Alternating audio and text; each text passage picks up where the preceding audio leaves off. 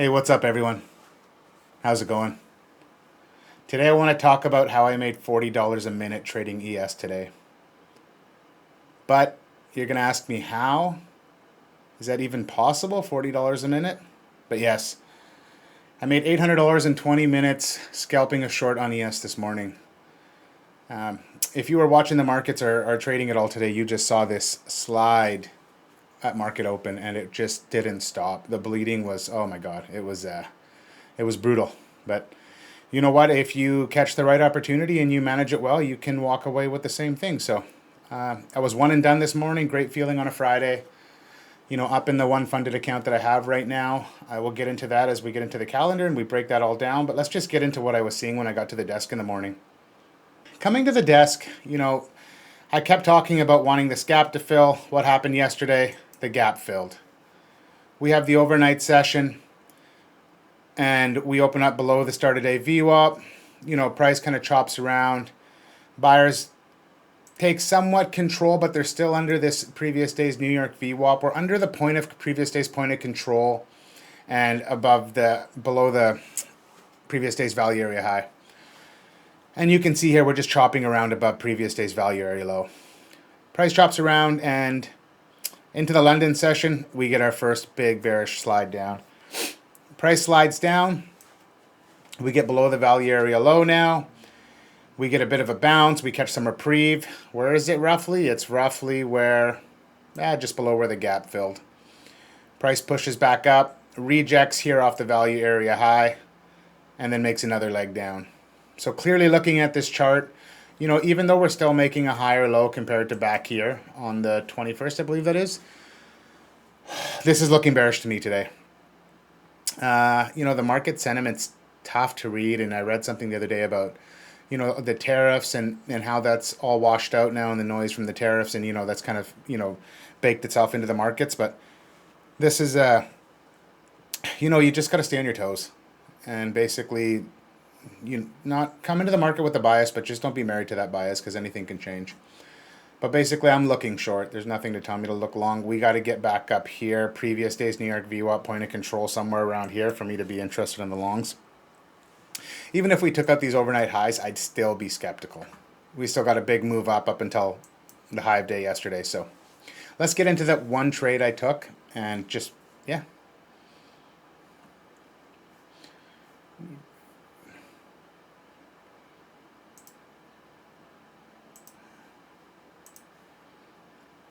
So this is the one trade I took. I actually took two trades. But the first trade was a wash or break even. I didn't even mark it up. But my thesis was on the first trade is I entered here on this break below the opening range low. It's the first break of the opening range, but this selling pressure, I could just feel it. Book map, the order book, everything was just telling me that this is wanting to come down. There was news coming in at 10 a.m., so I believe it was Michigan sentiment numbers or housing. I don't know. But the news was coming in at 10. I was just going to manage this aggressively. And basically my entry was up here. Price pushes lower. We get this news pin. My original target was basically 10 points. And if I had a TP set, I would have hit my 10-point target and I wouldn't have been out of the trade. So as price comes back in, I try to close the trade here, somewhere like there. I try to close the trade. I'm up $150 on the trade. I try to close it, and what I do, I add in 3 more contracts. So basically lowered my initial sell price, brought me down here, and I just closed the trade.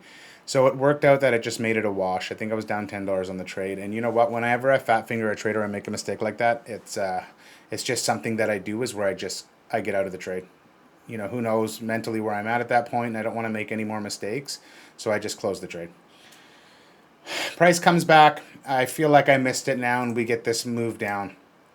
Here we make another doji candle, and here price slows down again. Now I'm watching Bookmap, and something I've been paying attention to is the volume coming in. And just watching the volume down at the bottom of Bookmap. I'm going to start posting a markup of my Bookmap as we get further into the trades. I've got to find a way to take a snapshot and kind of go over what I was seeing and what was enticing me to enter. Now, as a new trader, this is something I won't recommend to anybody. This trade I took, this was a very high risk, high reward trade. This candle could have flipped on me and I would have got stopped out. And I was fine with that. I was not letting this turn around and bounce and come back up here and see if it rejects off of the New York VWAP. I'm in this for one reason, and that's strictly to catch this momentum. So if this candle decides to flip on me, I got my stop up here. It's at 10 points. I'm going to take that $250 loss and I'm going to walk away. But this was, everything was telling me this wanted to move lower. And by lower, you can see it moved lower. So we get this another flush candle here and we start, you know, you see these indecisive doji candles. I'm watching the volume coming in on Bookmap and there's no buyer showing up. Even though we have, you know, some slowing down of the momentum again, there's still no buyers showing up. It's all selling pressure. And again, we get another leg down. And once we get this leg down, I trail my stop to here. We get buyer step in for a minute here.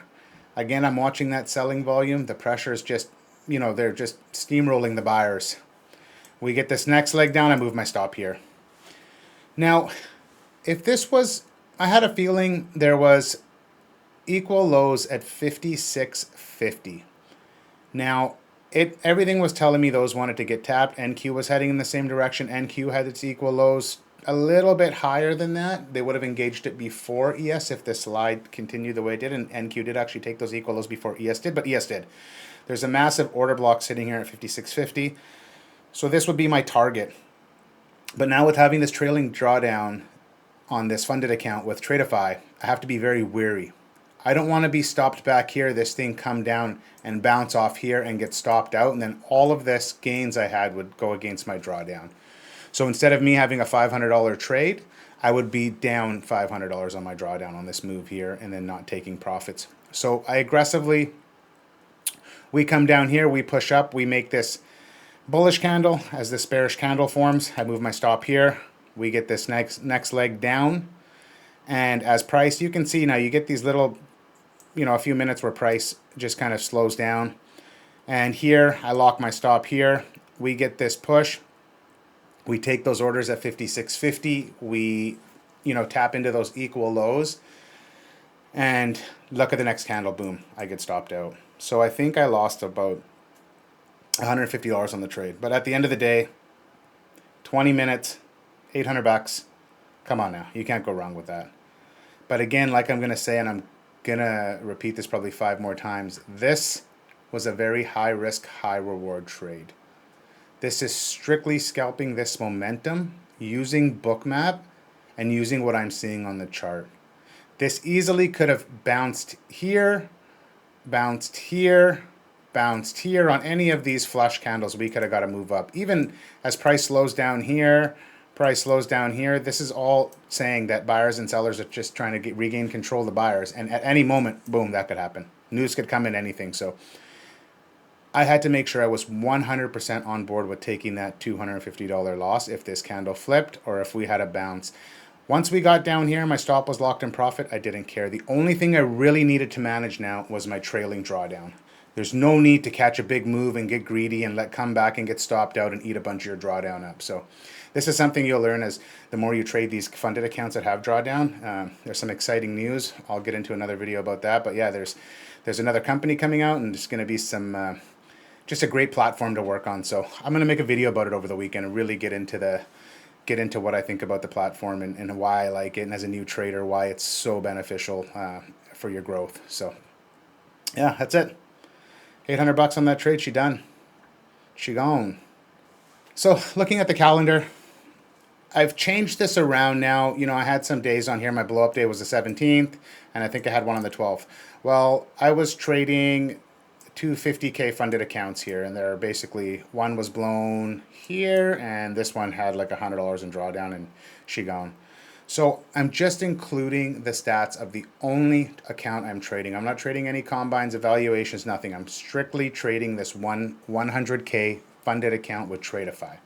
These are the stats on the account. I have $3,000 in drawdown. Right now I'm sitting at about $2,700. So I burned about $300 of that drawdown, not taking profits aggressively enough on some of the moves when I take some of these trades and I leave a runner on. And yeah, so, you know, big green, small green, big red, big green, you know, small red, big green. I'm finishing up this week up $800. Last week up $1,100. So I'm $1,800 up in the account. $3,100 is my profit target to take a payout. So I thought it'd be easier if I just leave this on the calendar now and we look at this, and just to follow along and to see when am I going to get to 3,100. And basically, yeah, that's it. Solid end of the week. One piece of advice I can give any new trader is, if you can finish your week with a solid ending, it's great. Anytime you got to carry an unneeded loss into the weekend, it sucks. And today it worked out for me, and like I said, I took a shot on that high risk, high reward trade, and I'm gonna put it in big bold letters, like high risk. It's not something I recommend to anybody that's just starting to trade, because that could easily flip on you. You could take a loss. If you didn't have a stop in place, that thing could just bounce, and you could be hoping for high hell. This thing's going to come back down, and you could have bought it basically at the bottom. And I'll tell you, I've done that.